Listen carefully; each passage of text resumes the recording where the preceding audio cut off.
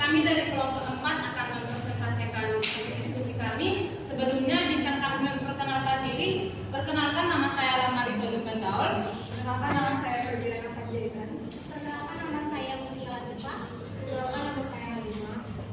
Baiklah, adapun tema yang kami angkat yaitu prinsip dan pola pelayanan publik. Pada pertanyaan pemantik mungkin akan saya bacakan. Yang pertama, jelaskan prinsip pelayanan publik. Kedua, jelaskan pengertian dari pola pelayanan publik. Dan yang ketiga, apa saja prinsip utama yang harus diterapkan dalam pelayanan publik agar dapat memberikan manfaat maksimal bagi masyarakat. Nah, dari pertanyaan ini mungkin teman-teman semuanya bisa memberikan pengetahuan apa yang teman-teman semua tahu sebelum kita memasuki bagian materi.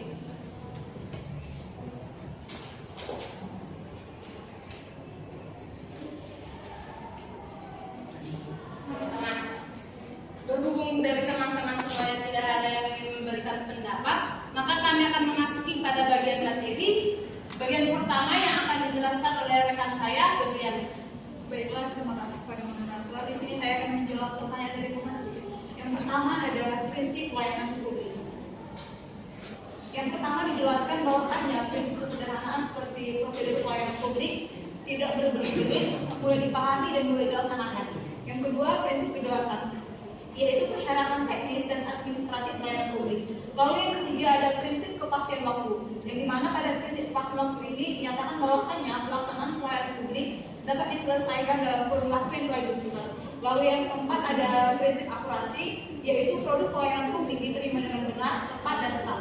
Yang kelima ada prinsip keamanan, yaitu proses dan produk pelayanan publik dapat memberikan rasa dan kepastian hukum.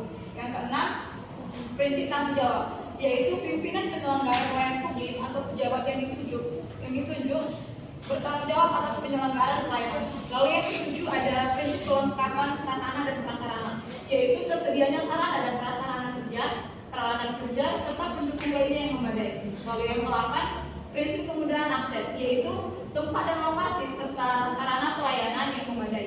Yang ke-9, prinsip kedisiplinan, kesopanan dan keramahan, yaitu pelaksanaan pelayanan harus bersikap disiplin, sopan dan santun. Lalu yang terakhir ada prinsip kenyamanan, yaitu didefinisikan sebagai lingkungan pelayanan yang bersifat tertib, teratur, disediakan, serta memiliki ruang tunggu dan lain-lain. Selanjutnya saya kembalikan kepada moderator. Adapun materi selanjutnya akan dijelaskan oleh rekan saya mungkin. Selanjutnya yaitu pola pelayanan. Pada penyelenggaraan pelayanan publik meliputi yang pertama itu fungsional, yaitu pola pelayanan publik diberikan oleh penyelenggara sesuai dengan tugas, fungsi, dan penyelenggaraan.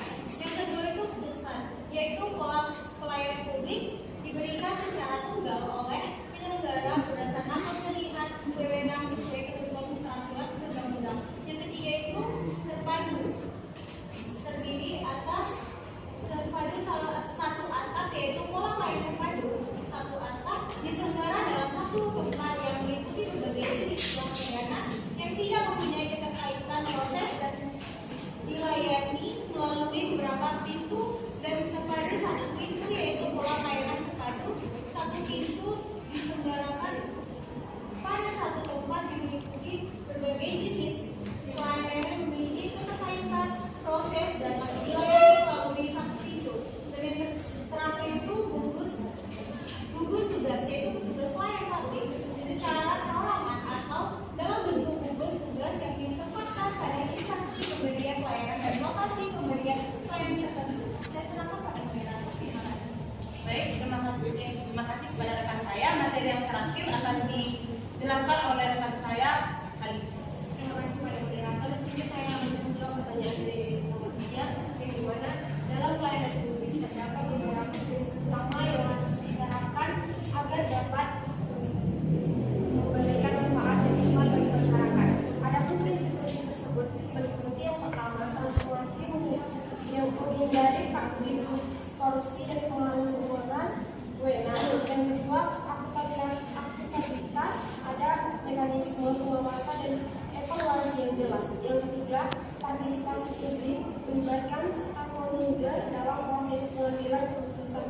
Yang keempat, efisiensi dan efektivitas layanan harus diberikan dengan penggunaan sumber daya yang partisipasi yang maksimal.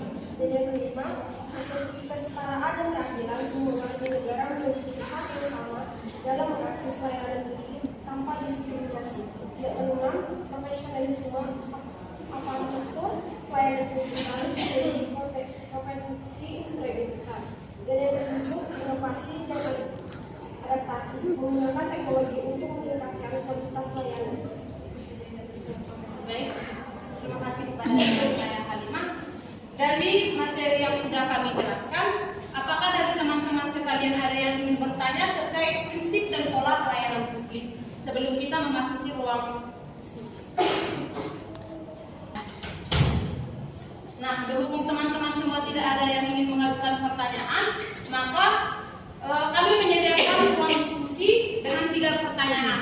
Teman-teman nanti akan dibentuk menjadi 3 kelompok, di mana di ruang diskusi ini akan membahas yang pertama, bagaimana penerapan prinsip-prinsip pelayanan publik dapat meningkatkan efisiensi, efektivitas, dan keadilan dalam memenuhi kebutuhan masyarakat. Nah, ruang diskusi yang pertama akan dibahas kelompok 1, dan yang kedua, dapatkah Anda memberikan contoh konkret tentang pengalaman pribadi atau pengamatan Anda di mana satu atau lebih prinsip pelayanan publik tersebut dilanggar atau diabaikan? Apakah dampak